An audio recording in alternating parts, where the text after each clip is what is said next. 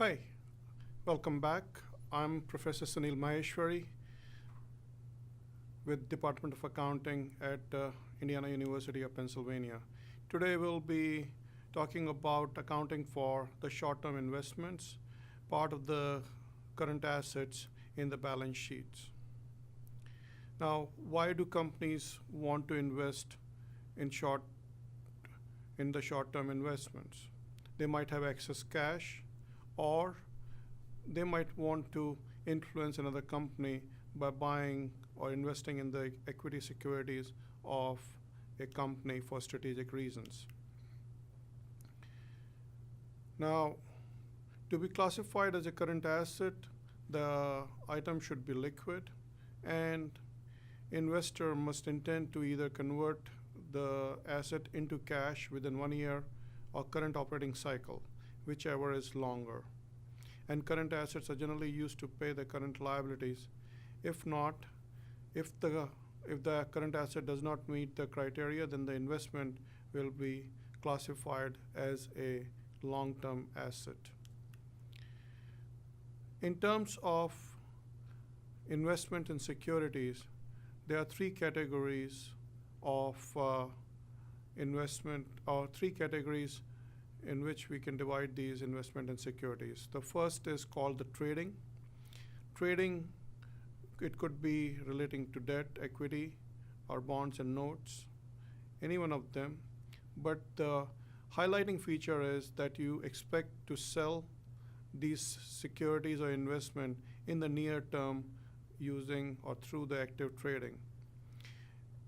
In the trading securities, you might generate income or losses on a day-to-day basis through the changes or the fluctuations in the prices in the market. So the highlighting feature, as we said, is that you expect to sell these trading securities in the near term. Now, as far as the available for sale for securities is concerned, it is held with the intent of selling sometime in the future, which we don't know, but it is not classified as either trading or held to maturity securities. You have an intention to sell, but not known. As far as the held to maturity securities are concerned, they are the securities where the investor has the intent and the ability to hold them until the maturity date. So that might be 10 years from now or 5 years from now, depending upon the date on the bond or the notes or any other instrument. If you summarize these, in terms of trading, it is always as classified as current. The available for securities can be classified as current or long-term depending upon the intent. And held to maturity could be current or the long-term depending upon if you are going to sell this in this part of the year, or you're going to hold it for the long term. The unrealized gain part, or the unrealized gains and losses, takes place when the market price of the securities increases or decreases in terms of the purchase price. And the unrealized gains in terms for the trading securities are reported in the income statement. What is unrealized? When the securities are not sold and it is more or less a paper gain or a paper loss, it is called the unrealized gain. Because the securities, trading securities, and the short-term securities available for sale, both are recorded on the fair value. The fluctuations in the values compared to the cost, or fluctuations or the differences of the value of the fair value to the cost, is recorded as either gain, unrealized gain, or loss. In available for sale securities, the unrealized gain and losses are shown through other comprehensive income in the equity section. In held to maturity securities, the unrealized gains and losses are not recorded because those are recorded on the amortized cost, and the unrealized gains or losses are not considered. So we'll start with how to account for a trading security first. Suppose you purchase 5,000 shares of Intel, and for simplicity purposes, that the Intel stock is Apple's only short-term investment, and it was bought for $20 per share, paying $100,000. So the first is you got an investment in trading securities, and for $100,000 your investment or the asset is going up, and your Apple's cash is going down for purchasing the investment in 2014. On June 30th, Apple receives a dividend, so cash increases for Apple. At the same time, the dividend revenue goes up by $4,000. When does unrealized gains or losses takes place? If the fair value has increased, then there's an unrealized gain. If the fair value has decreased, you've got an unrealized loss. For example, on September 27th, let's assume the Intel stock, which the Apple bought earlier in June, has gone up to $110,000. Please note that you have a $100,000 debit balance in investment in trading securities from the previous purchase of this investment. So in this case, there is an unrealized gain of $10,000 because the value has increased, and since the asset or the trading security is reported at the fair value, your valuation has increased in that T account as well. So investment in trading securities has increased by $10,000. An unrealized gain is credited by $10,000. Now please note the fair value for the investment in trading securities is up to $110,000.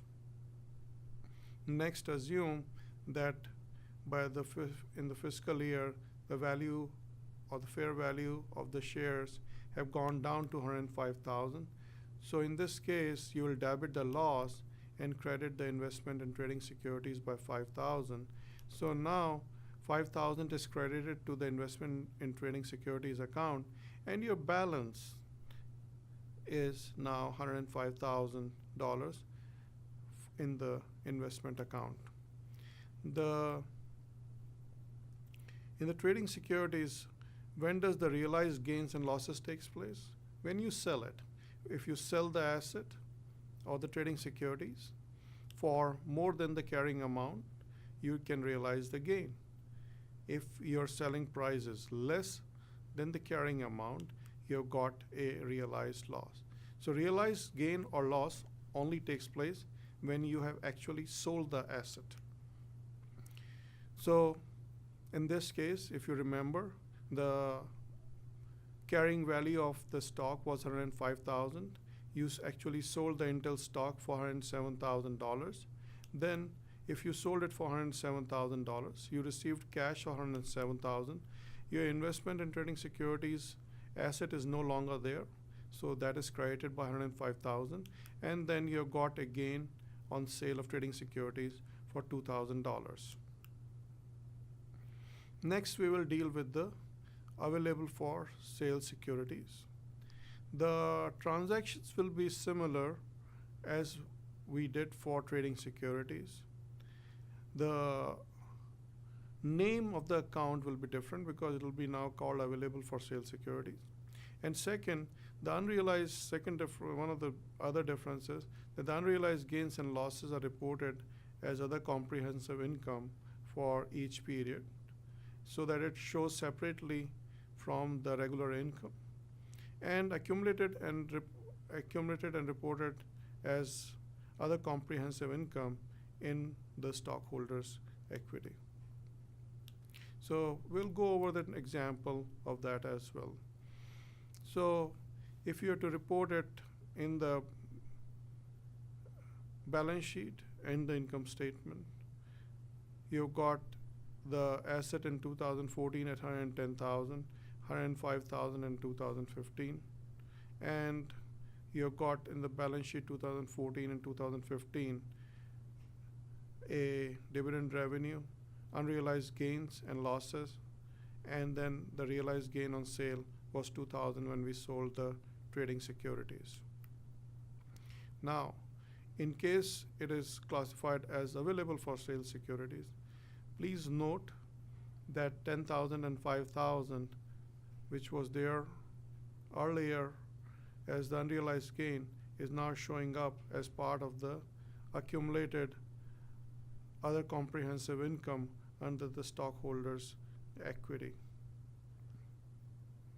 So again, notice the difference. In the trading securities, in the balance sheet, there is no mention of that gain or loss.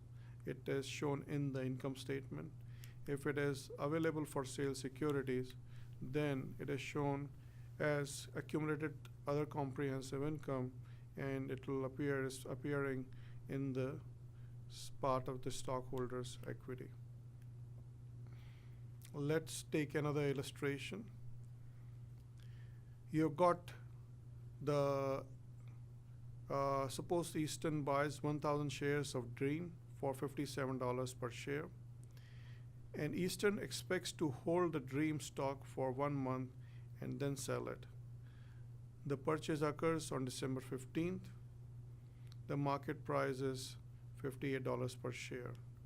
So it is a trading securities, first of all, because it is intended to be sold within a short time. Then we can make the journal entries for buying like we did earlier. Investment in trading securities debited for $57 a share for 1,000 shares at $57,000.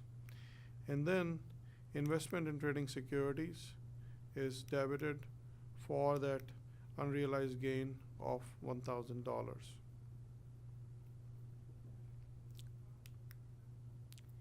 In the income statement, you will see unrealized gain of 1,000, and your investment in trading securities is reported at the fair value in the balance sheet at $58,000. Let's take another illustration that suppose Eastern does not intend to treat the Dream stock as trading security, but intends to treat it as a short-term investment. So how would the answer change? First of all, it is available for sale securities. So when it is available for sale securities, because it is in fact not a trading security, it is not classified as a trading security. In the second part, please note that it is investment in available for sale securities rather than trading securities. So the name has changed for the account, and it is being classified as available for sale securities. The cash is same, which is going out by $57,000. Please note again, the unrealized gain in this case is shown as part of other comprehensive income, and unrealized gain is now on available for sale securities for $1,000. So the headings changes, and the unrealized gain or loss is recognized as part of the other comprehensive income. How does it appear in the balance sheet? In the balance sheet under the stockholders equity section, you got a $1,000 for accumulated other comprehensive income. And if you note the statement of comprehensive income, you have got under other comprehensive income a $1,000 unrealized gain. So in this case, it is shown separate from the regular income which you have generated as a part of other comprehensive income in the income statement as well as in the balance sheet. Thank you very much for your attention.